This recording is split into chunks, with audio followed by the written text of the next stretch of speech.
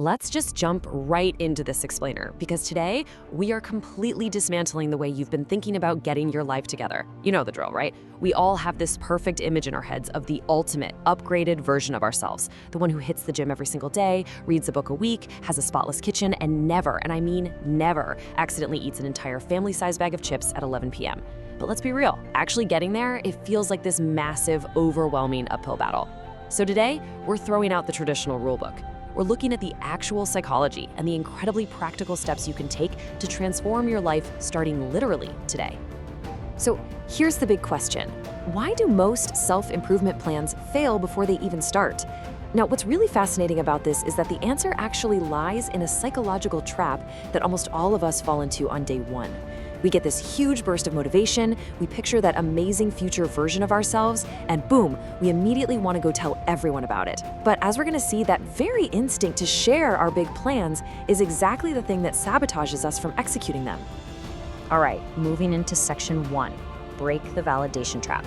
Let's look at exactly why announcing your goals completely stalls your real progress. Talking about your goals is a classic lose-lose scenario. Think about it. When you tell your friends or your family, hey, I'm going to start going to the gym every single day, what do you want them to say? You want them to say, wow, that's absolutely amazing, right? But when they do, you get this warm, fuzzy dopamine hit. And here's the catch. It's a reward for total inaction. You're getting premature praise for a person you haven't even become yet, which totally drains your drive to actually go do the hard work. And on the flip side, if they mock you or they doubt you, you might end up acting out of immature spite just to prove the haters wrong. That is a terrible foundation for long-term habits. You want your quiet consistency to be something people just naturally discover, rather than some grand announcement you make on a random Tuesday. Which brings us to a really crucial question you have to ask yourself: who are you actually doing this for? You have to shift your focus away from seeking that external validation and toward genuine personal growth. Because if you're just trying to improve to prove a point to people who doubt you, you're literally handing them all the power over your life. Your self-improvement has to be internally driven. It has to be for you, simply because it feels good to feel good. And speaking of external validation, it's actually a really insecure mindset to think you need to completely isolate yourself from society to transform. So many people have this wild fantasy of just disappearing up a mountain, doing all the hard work in this monk-like bubble, and then returning 6 months later to thunderous applause. But listen, your self-improvement absolutely has to happen within your current social life. You don't need to ghost your friends or put your entire life on pause just to fix it. Hang out with the people you care about right now and just improve your habits on the back end. It's your life, man. Don't miss out on it just because you aren't perfect yet. Okay, on to section 2. Forget perfect, just start. We're talking about mastering small daily decisions. Here is a hard truth. The feeling of readiness, it is a complete myth. You don't need those perfect $100 running shoes, you don't need some deeply customized Notion template, and you definitely don't need to go find that one specific YouTube short you saw 3 weeks ago to finally get started. Honestly, you need less information right now, not more. You just need to prove to yourself today that you can take action regardless of the weather, regardless of your motivation levels, or how badly you just want to take a nap instead. Action is what creates transformation, not endless preparation. So the crucial mindset shift here is that life isn't this massive Mount Everest that you have to climb. It's an unstoppable train. Time is constantly moving you forward, whether you want it to or not. You literally cannot stay in the same place. And because that train is always moving, you don't need some exhausting, dramatic, Everest-style expedition to change your life. You really only need to slightly adjust your daily trajectory so that the train naturally ends up at a much better destination. Making substantial progress is honestly just about bringing consciousness to these small, binary micro-decisions every single day. It's not about watching 100 motivational videos and screaming at yourself in the mirror before a workout. No way. It's about that quiet, split-second moment when the urge strikes and you ask yourself, should I go to the gym? The entire game, the whole secret, is just catching yourself in that exact moment and choosing the better option.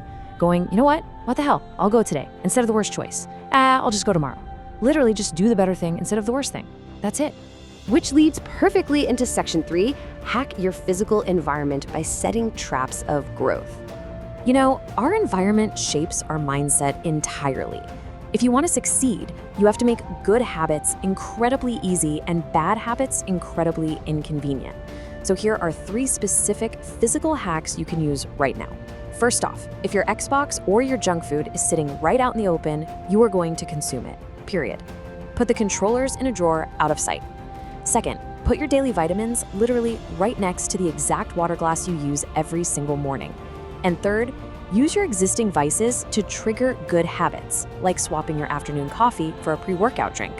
Let's break that last one down step by step because it's brilliant. You can take a perceived weakness, like a caffeine addiction, and hack it into a massive strength. If you know you always crash at 2 p.m. and you desperately crave a coffee, don't fight it. Tell your monkey brain, sure, we can have a pick-me-up, but make it a scoop of pre-workout instead. Once that stuff hits your system, sitting at your desk feels absolutely terrible. You will automatically put on your gym shoes and head right out the door. You're essentially tricking yourself into consistency. The true beauty of this explainer is that it's highly personal. You know how you tend to fail better than anyone else on earth. So work with your own unique tendencies. Do it your way instead of constantly fighting your basic nature. If you know you're a chronic procrastinator in the mornings, don't set some unrealistic goal to wake up at 5 a.m. to lift weights. Just work out at night. Figure out a way that complements your own little insanities in your freakish brain. Build a system around who you actually are right now, not that fictional character you pretend to be every January 1st.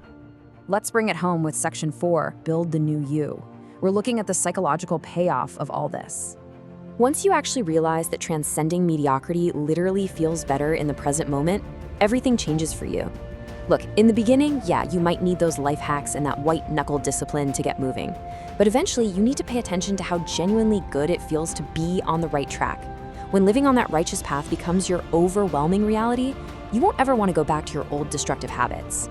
The benefits stop being this distant, hypothetical thing, and they become an undeniable daily joy. But watch out, because as soon as you start feeling good, this very dangerous trap appears. You'll catch yourself thinking, man, I wasted my 20s. Why didn't I start this years ago? You must actively replace this useless, bitter internal dialogue with gratitude. Silence that voice of regret immediately. It is totally destructive.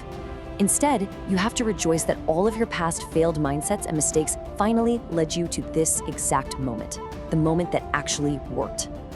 Ultimately, this requires a foundational shift in how you see yourself. You have to stop draining your precious energy, constantly looking backward, feeling guilty, and battling the ghost of who you used to be. Instead, like the philosopher Seneca said, focus all your energy on building the new. Pour every single ounce of what you have into the person you are becoming right now, today. So I want to leave you with this final thought to carry with you. The perfect conditions, they are never going to arrive. Your life is an unstoppable train, and the only thing that matters is the trajectory you set today. So don't announce it to the world, don't isolate yourself on a mountain, and please don't wait for motivation to magically strike. What small, better binary choice are you going to make right now? Thanks for joining me on this explainer, and I absolutely cannot wait to see the new you that you build.